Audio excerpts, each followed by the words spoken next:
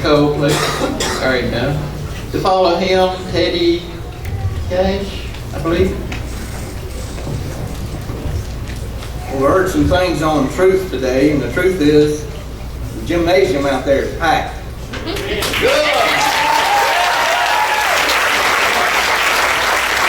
Another truth is that my Savior in the Garden of Gethsemane said, Lord, to be let this cup pass from me.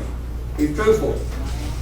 Heard a lot about truth. Anthony spoke about truth. And but on the way back out, he also asked his disciples, said, couldn't you just pray with me 1 hour? I emailed this board 2 months ago asking for an answer about what's going on. I'm still waiting. Maybe I'll get that in a couple of months. You know, I appreciate you letting me speak, but I would have sure liked to have an answer back. On concerning children, my faith says train up a child. They don't already know what they're supposed to do. It says train up a child. It also says that when I was a child in Corinthians, and I spake as a child, understood as a child. That tells me they don't have it altogether. But when I became a man, I put away childish things. I'm going on my second round. I got a 6-year-old that's in kindergarten out of West Fannin. I had her at the allergy clinic on Friday, and they wanted to pin her back to see what allergy she's allergic to. When they went to take her top off, she looked at me and her mother and said, Mom, because it's private.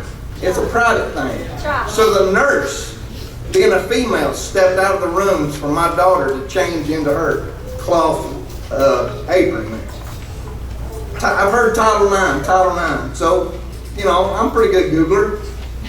And I find here that Title IX says that no person in the United States shall, on the basis of sex, not gender, on the basis of sex, be excluded from participation in, be denied the benefits of, or be subjected to discrimination under any education program or activity receiving federal financial assistance.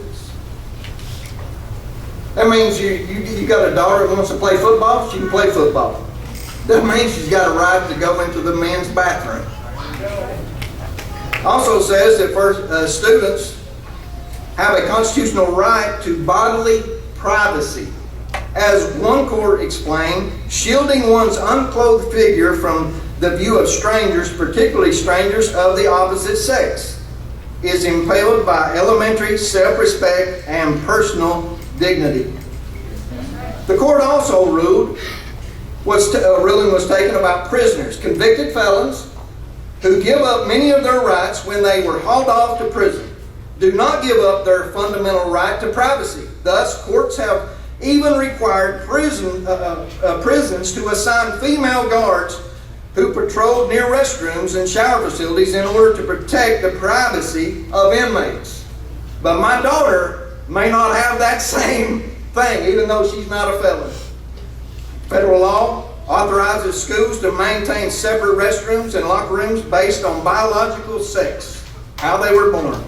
Title IX is a federal law that requires schools and colleges to provide equal opportunities and facilities for men and women.